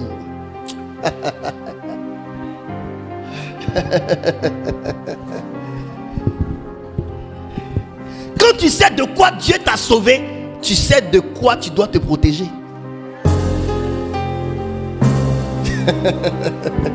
Quand tu sais également de qui Dieu t'a sauvé, tu sais de qui tu dois te protéger. Maintenant, tu te méfies de l'homme de Dieu par qui Dieu est passé pour te délivrer, et puis tu fais à tout aux esprits qui t'ont poussé. Bon, je ne vais pas dire ça, mais tu connais. Tu es intelligent, hein? Tu n'aimes pas ta vie. Dans le livre de Psaume, la Bible dit, il a aimé la malédiction, que la malédiction s'attache à lui. Il n'a pas pris plaisir à la bénédiction, que la bénédiction s'éloigne de lui. Aimer la malédiction là, c'est aller dans l'église où tu as eu tous tes problèmes et laisser l'église où tu as eu tes solutions. Toi, vos bêtises de j'étais là-bas il y a longtemps, ici là, ici nouveau. C'est où tu es nouveau là que tu as été délivré. Là-bas tu as longtemps là. Tous les esprits là en toi jusqu'à tu n'as pas été délivré. C'est là où tu as nouveau là. C'est là que tu as été délivré. Tu es intelligente même comme moi-même, ma fille.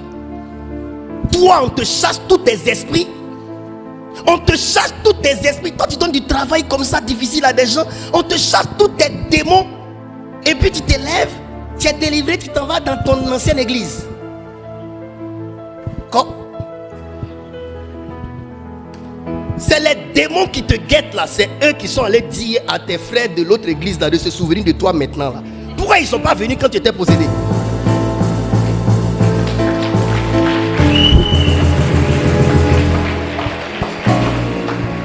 À la maison du trésor ici, on n'est pas dans la manipulation. Hein.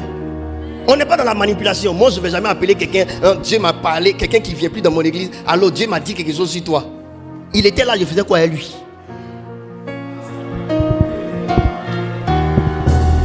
Ils savent courir après ceux qui ne viennent plus. Mais quand ils sont là, ils ne font rien à eux. Parce qu'on veut juste que tu viennes occuper la chaise là. Ah pitoko, tu penses qu'on t'aime? Quoi? Fais.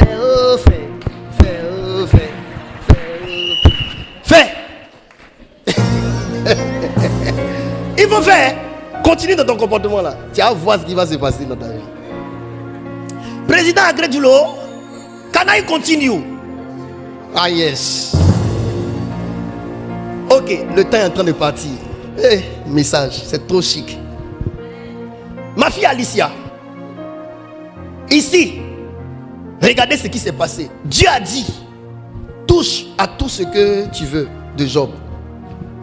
Satan a frappé. Est-ce que vous savez que Satan est rude? Il est animé d'une colère là. Vous, ne jouez pas avec Satan. Est-ce que vous savez tout ce que Satan peut mettre en place pour que vous ne soyez plus ce que vous voulez être là? Est-ce que vous savez?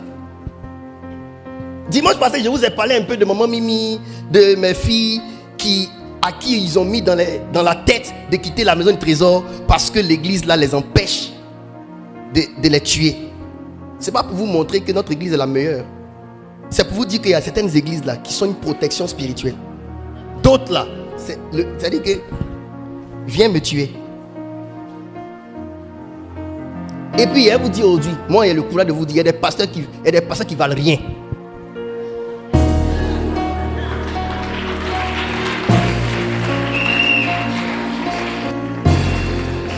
Sérieusement, Il y a des pasteurs là, ils valent rien. Ils valent rien. Quand ils prient, Dieu n'entend pas.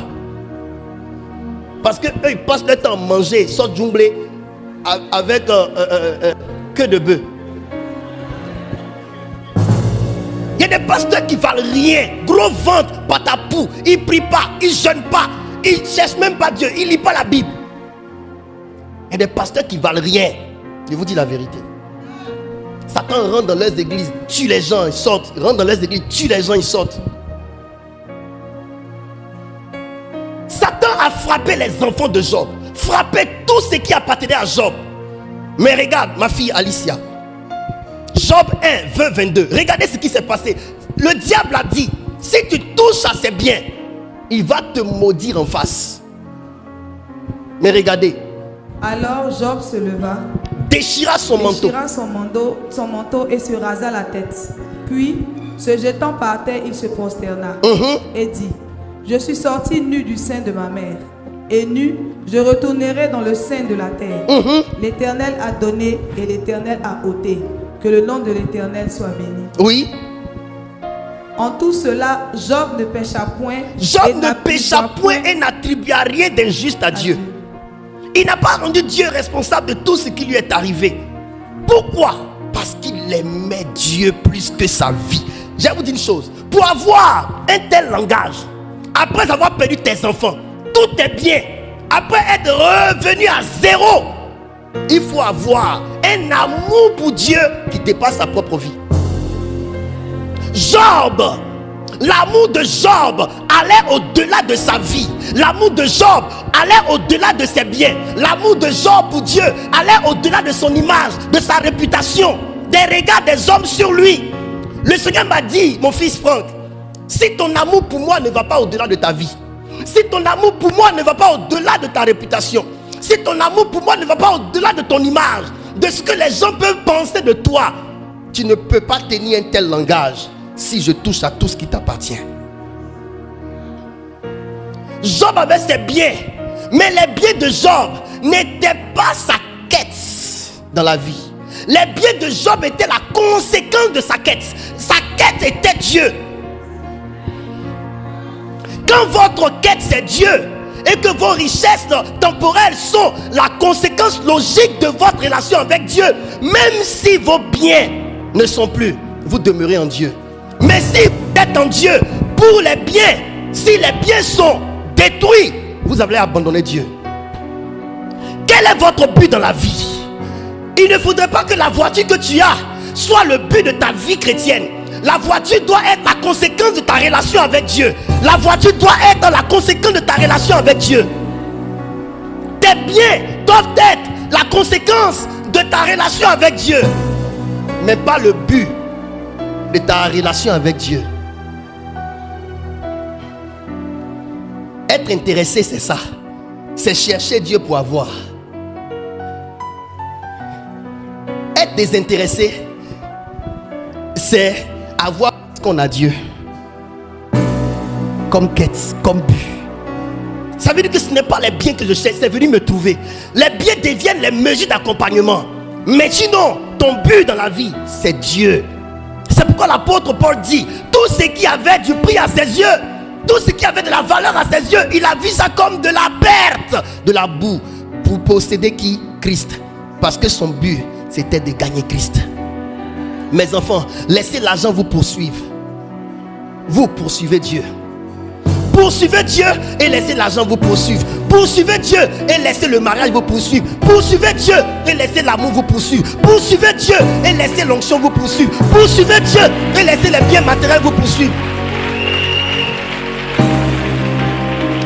Nous sommes ici dans cet enseignement peau pour peau. Peau pour peau. Pourquoi? Je vous montre les clés pour ne pas que vous tombiez sous le pouvoir de Satan. Si Dieu est un moyen pour vous, vous allez tomber sous le pouvoir de Satan. Dieu ne doit pas être un moyen pour obtenir. Dieu doit être votre but principal. Et les biens doivent être les mesures d'accompagnement. Si Dieu est un moyen pour obtenir, ce qu'on veut obtenir en passant par Dieu a plus de valeur à nos yeux que Dieu. alors Satan pourra toucher ça pour déstabiliser votre relation avec Dieu. Soyez désintéressés, mes enfants. Soyez désintéressés. Que votre cœur soit occupé que par l'amour de Dieu. Vos biens doivent être juste dans vos mains. Mais Christ doit être dans votre cœur. Le Seigneur m'a dit, mon fils, ses enfants sont morts. Ses biens ont été détruits. Et les gens venaient lui annoncer cela. Il déchire son vêtement, il se rase et il dit, Dieu a donné, Dieu a repris. Que le nom de l'Éternel soit béni. Et il n'attribua rien d'injuste à l'Éternel. Parce qu'il a estimé que les biens, c'est rien comparé à son amour pour Dieu. Si c'est les regards des hommes qui comptent à tes yeux plus que l'amour de Dieu, je t'assure, perdre les biens, tu vas dire que tu n'es plus personne. Tu ne pourras pas supporter. Il y a des gens qui manquent d'argent, ils tombent malades. Parce que l'argent a de la valeur à leurs yeux plus que leur Dieu. Dieu est dans leur vie, mais Dieu ne ressemble plus à rien parce qu'il manque d'argent. L'argent a plus d'emprise sur toi que Dieu. Si l'argent a plus d'emprise sur toi que Dieu, le diable combattra tes finances. Parce qu'il sait qu'en te combattant financièrement, il combattra ton cœur, il combattra ta foi. Mais si le diable sait que s'il touche tes biens, ta foi restera intacte en Dieu, il n'osera plus toucher à tes biens.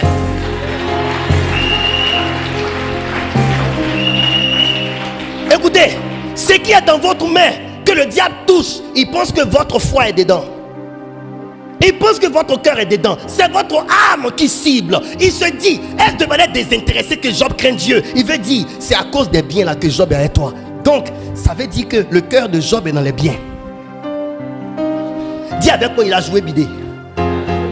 Faites en sorte que Satan se trompe sur vous. Hey, il y a des gens qui font mentir le diable.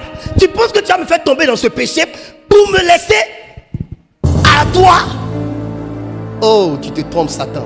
J'aime plus Dieu que la personne avec qui tu m'as fait tomber. Tu ne pourras pas m'avoir. Tu ne pourras pas m'avoir. Et quand il ne réussit pas à atteindre son objectif, après t'avoir jeté dans ce péché, il pousse les gens qui ont su maintenant à te rappeler ça.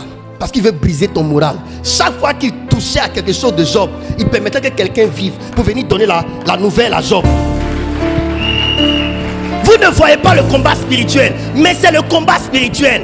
Il tue les enfants de Job, mais quelqu'un est là, il ne le tue pas. Et puis il amène la personne à aller annoncer à Job pour que l'information détruise son moral. Ne laisse pas la personne qui a su que tu es tombé te rappeler au point de détruire ton moral. Relève-toi et montre à Satan que c'est juste une chute. Après la chute, on se relève.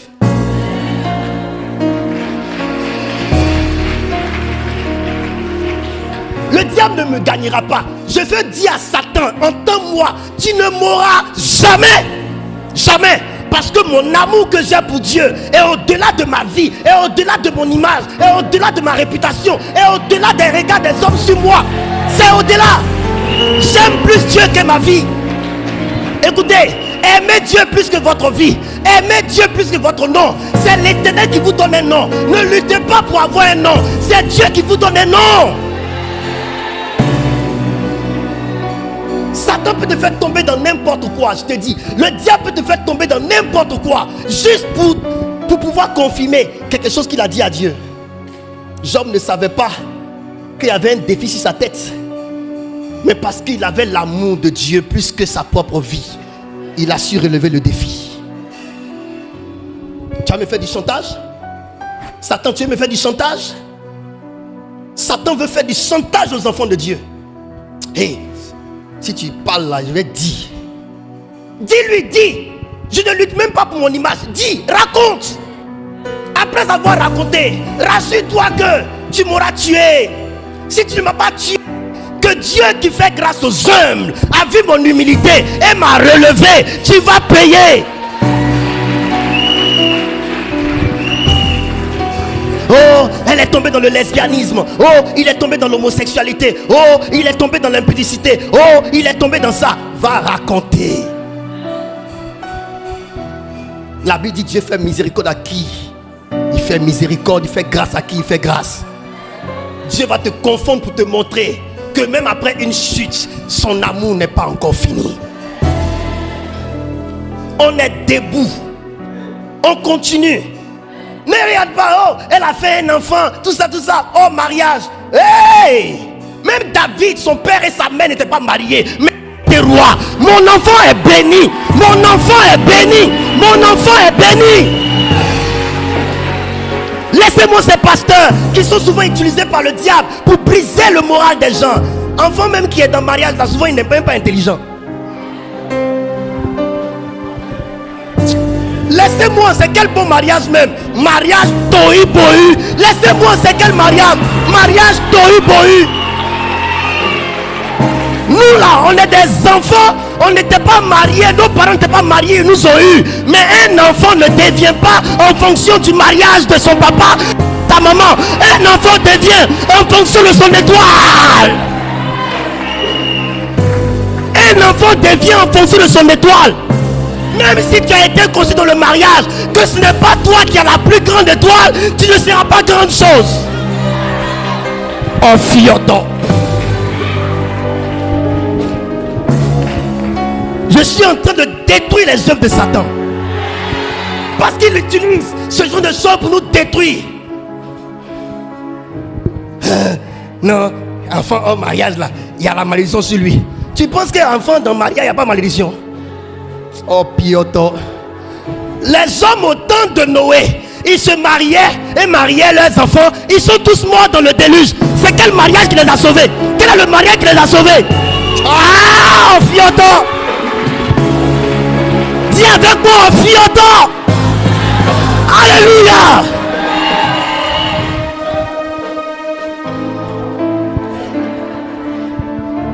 Sens-toi à l'aise, ma fille.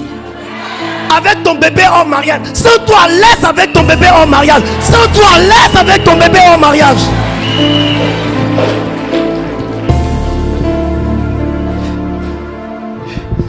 Amen ou pas amen? Nous tous ici là, nos parents n'étaient pas mariés et puis nous ont eu. Moi, ils ont mis ma dernière petite soeur au monde. Des années après, c'est là que mon papa allait mettre bague au doigt. Dès qu'il a mis bague net, il a quitté la maison. Ça, c'est quel mariage ça? Pour ça, vous allez nous condamner. Vous êtes des enfants. Laissez-nous. Ça, c'est les œuvres du diable, ça. L'amour de Dieu surpasse toutes ces choses. Dieu t'aime. Et ça, on ne peut pas remplacer ça. Dieu t'aime. Dieu t'aime trop. Mes enfants, vérité. 10h48, le temps aussi file, hein? J'aimerais vous dire une chose. Quand je réfléchissais avec le Saint-Esprit, toute la nuit d'hier, il m'a dit, écoute,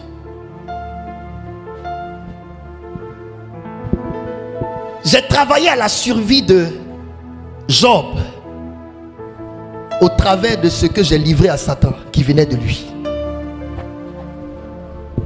J'ai travaillé à la survie de Job au travers de ce que j'ai livré à Satan qui venait de lui. Dieu ne permet pas que le diable touche à quelque chose te concernant pour rien. Ta survie est dans ce que Dieu livre à Satan.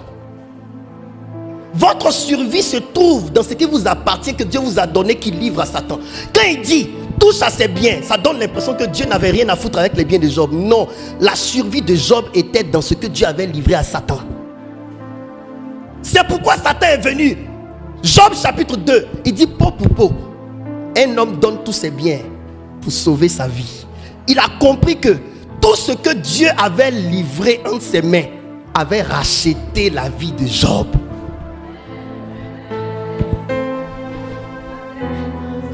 Quand Dieu a livré Jésus et que Satan et les sacrificateurs le tuaient, Dieu a racheté la vie en livrant la vie de Jésus à Satan. J'aime trop Dieu. J'aime trop Dieu. Écoute, peau pour peau, un homme donne toutes ses richesses pour sauver sa vie. Job encore tient. Attends. Oh donc, Satan pensait que Dieu lui avait livré les biens de Job. Mais au fait, Dieu avait sacrifié les biens de Job pour donner la vie à Job. La rançon, c'était ses biens. C'est pourquoi le Dieu a dit, mais tu m'excites à perdre mon fils sans motif. Il dit, va, touche à ses os, mais protège sa vie. Le diable veut toucher sa vie. Mais il ne peut pas mourir parce que ses chameaux, ses brebis, ses ânesses, même ses enfants, leur vie a racheté la vie de Job. Job a été immunisé. Il ne pouvait pas mourir. Trop de choses venant de ses mains étaient déjà trop morts pour que lui meure. Quand Jésus meurt, pourquoi vas-tu mourir? C'est pourquoi même quand il veut te retenir dans les chaînes de l'enfer, les portes s'ouvrent et puis le paradis s'ouvre pour toi. Jésus est déjà mort pour toi, tu vas mourir encore pourquoi? Quand il y a une rançon, c'est fini, il ne peut plus rien faire. Quand il y a une rançon, c'est fini. Quand Dieu m'a donné cette révélation, il dit, mais attention, souvent le Seigneur nous préserve la vie en permettant que certaines choses qu'on a se détruisent et nous on n'a pas compris. Tu vois, le chrétien il pleure. Seigneur, j'ai perdu ça. Seigneur, j'ai perdu ça. Seigneur, j'ai perdu ça. Dans ce que tu as perdu se trouvait la clé de ta survie.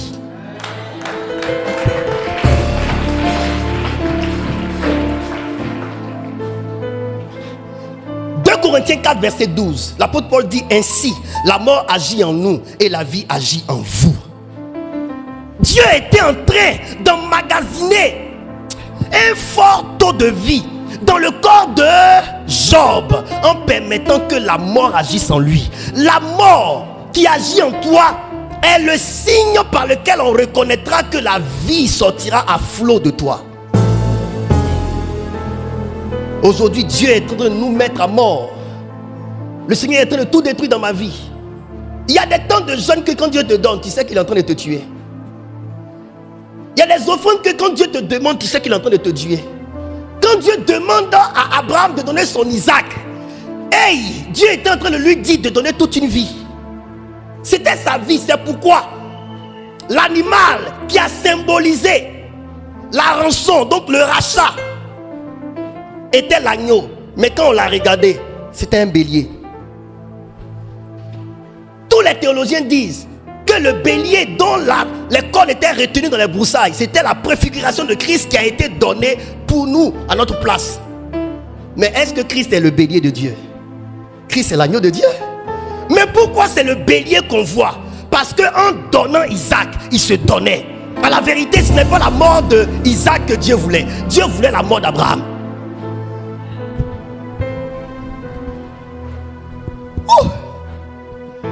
Je peux comprendre aussi pourquoi lorsque l'agneau était sur la croix, il a crié Élie, Élie, lama sabachthani. Pourquoi m'as-tu abandonné? Quand il dit pourquoi m'as-tu abandonné, c'est parce qu'il ne voyait pas son père. À la vérité, il ne savait pas que son père était avec lui sur la croix. C'était le bélier. Le père est mort avec son fils. Tu ne peux pas le voir dans sa position parce qu'il a quitté la position de hauteur. Il est sur la croix avec toi.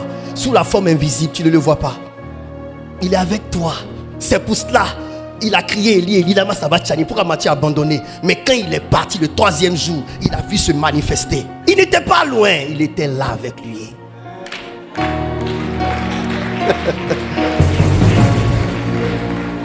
Lorsqu'on a annoncé à Jacob que son fils Joseph était mort, il a dit: je veux aller dans le séjour des morts avec mon fils. Parce que quand tu es lié à quelqu'un dans l'âme, quand la personne meurt, tu meurs.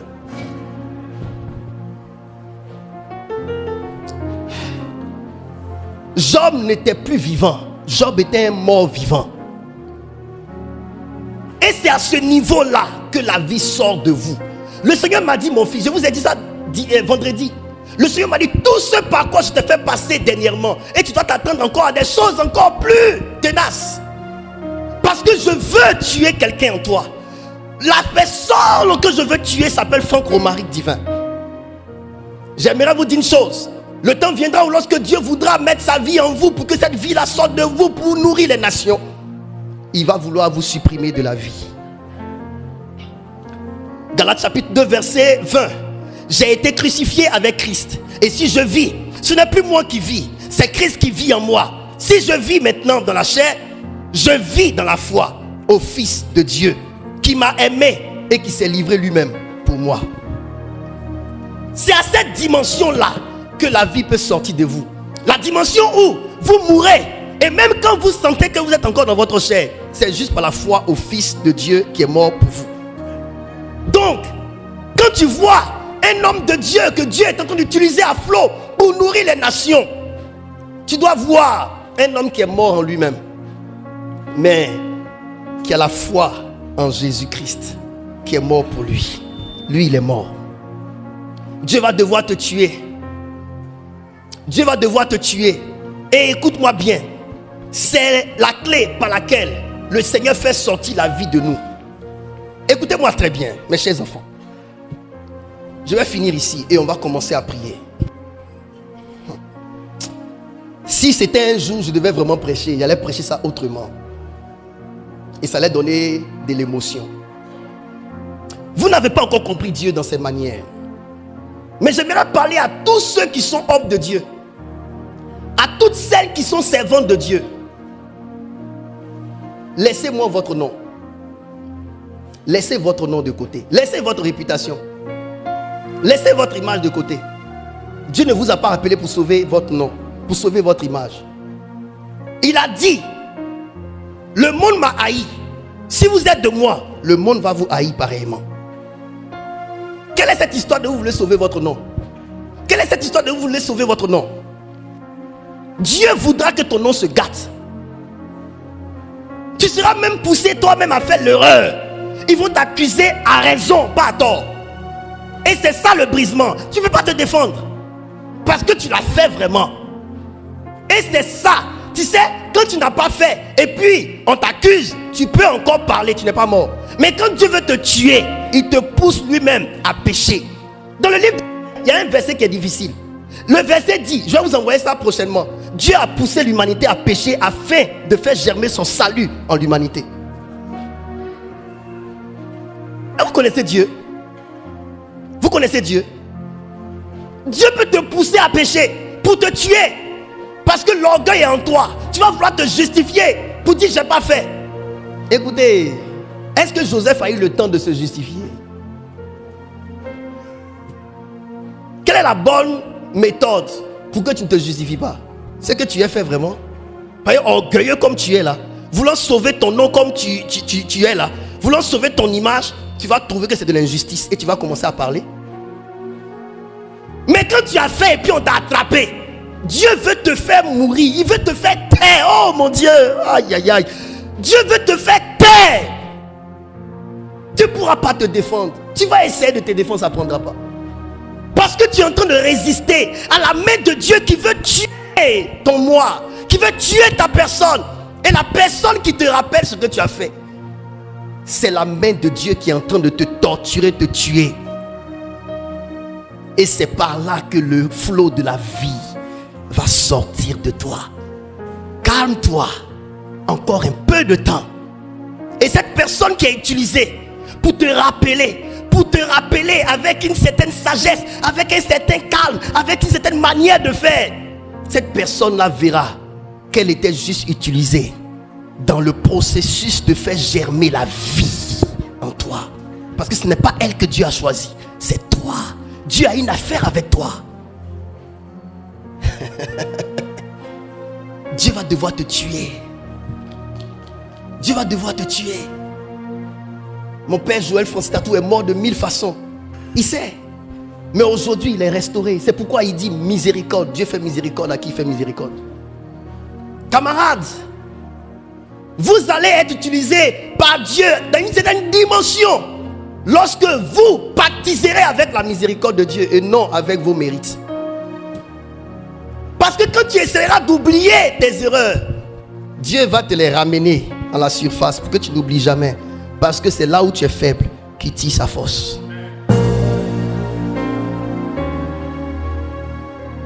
Acceptons d'être brisés. Acceptons d'être tués.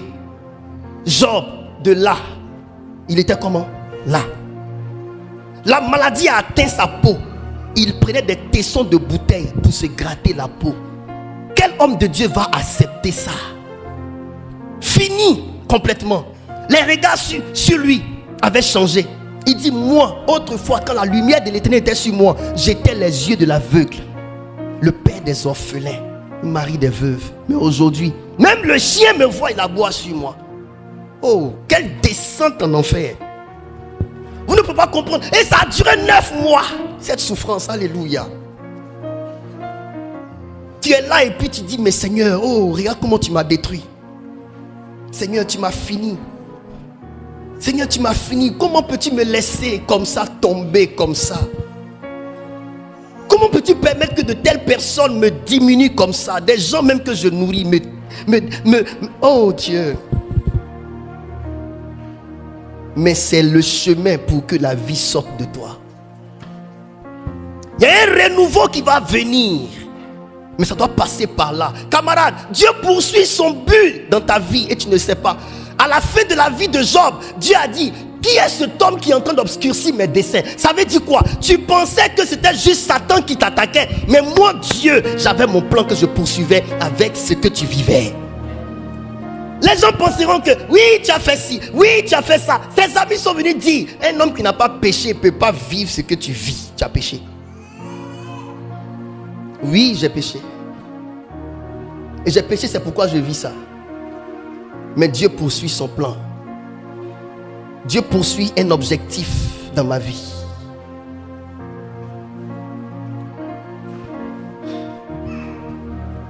Amen. Satan ne supporte pas les hommes. Il ne supporte pas les étoiles. Il ne supporte pas les hommes intègres, les hommes droits, les hommes qui craignent Dieu, les hommes de sacrifice. Il ne supporte pas ceux qui ont un appel de leader. Il ne supporte pas les hommes de distinction. Il ne supporte pas les gens qui dérangent son système, qui échappent à son contrôle, qui échappent à ses pièges. Il ne les supporte pas. Il ne les supporte pas. Et il est prêt à donner de tous les moyens pour les supprimer. Mais il y a une chose que j'aimerais dire pour finir. Deutéronome chapitre 7, je vous donne 3 versets. 7 verset 9. Et on va prier. Deutéronome chapitre 7 verset 9. Regarde là-bas. Ça va t'aider plus. Sache donc que c'est l'Éternel ton Dieu qui est Dieu. Ce Dieu fidèle garde son alliance. Ce Dieu fidèle garde son alliance. Et sa miséricorde jusqu'à la millième Et génération. sa miséricorde jusqu'à la millième génération envers ceux qui l'aiment et qui observent ses commandements. Sache que l'Éternel est fidèle. Et ce Dieu fidèle garde son alliance et sa miséricorde jusqu'à la millième génération envers ceux qui l'aiment et qui observent ses commandements. Dieu ne saura pas te laisser. Si tu aimes Dieu seulement, dans cette épreuve, dans cette descente aux enfers, il ne saura pas te laisser. Oui, ou aujourd'hui tu n'as plus rien, ou tu es comme descendu, tu vis le contraire de ton rêve. Écoute, Dieu reste fidèle à toi. Mon fils prophète, Dieu donné, Dieu reste fidèle. Il ne te laissera pas quand tu prendras le chemin pour aller au Burkina. Il ne te laissera pas. Il t'attend même là-bas. Dieu ne t'envoie pas dans une direction qu'il n'a pas parcouru lui-même d'avance. Quand Dieu t'envoie dans une direction, il a déjà parcouru la direction. Il a déjà vu les ennemis. Il a déjà vu les haters. Il a déjà jaugé leur force. Et il sait qu'il peut les vaincre. Et il te dit, va. Alléluia. Psaume 105, verset 8. Il se rappelle à toujours son alliance. Il se rappelle à toujours son alliance. Ses promesses pour 1000 générations. Écoute, quand Dieu te voit, il voit 1000 générations. Donc ce n'est pas toi qui vas laisser. Il se souvient de son alliance. Dieu est en alliance avec toi. Il ne t'abandonnera pas. L'alliance a été scellée non seulement par le sang de Jésus-Christ à la croix, et encore par ton oui à son sacrifice. Et par toi-même tes propres sacrifices. Dieu ne t'abandonnera pas. Psaume 89, verset 34. Mais je ne lui retirerai point ma bonté et je ne trahirai pas ma fidélité. Dieu ne trahira pas sa fidélité envers toi. Il demeure fidèle. Écris ceci. L'alliance de Dieu repose sur sa nature et non sur les circonstances. L'alliance de Dieu repose sur sa nature, donc sur la nature de Dieu, et non sur les circonstances. La fidélité de Dieu est absolue. Ses promesses restent valables dans le temps. Donc, que tu aies changé, en bien ou en mal, les promesses de Dieu restent valables dans le temps. Que tu sois tombé D'une façon ou d'une façon, écoute-moi très bien, sa fidélité est absolue, ça ne change pas. Dieu ne trahira pas son alliance, parce que l'alliance de Dieu repose sur sa nature. Il faut juste que Dieu demeure Dieu pour que son alliance demeure. Son alliance ne dépend pas des circonstances. Alléluia. Mes chers enfants, retenez ceci. Satan s'attaque à tout homme. Mais il y a des personnes qui l'énervent plus que d'autres. Les personnes qui énervent plus Satan que les autres sont des personnes qui agissent comme Job. Et moi, je préfère que tu sois comme Job. Pour que tu emmerdes le diable. Nous devons rendre la tâche très difficile à Satan. Amen. Est-ce que nous sommes prêts à prier ce matin? Amen ou pas amen? Tu es venu prier, oui ou non? Tiens-toi debout et on va commencer les choses sérieuses. Est-ce que mon message est passé? On a bien compris mon message.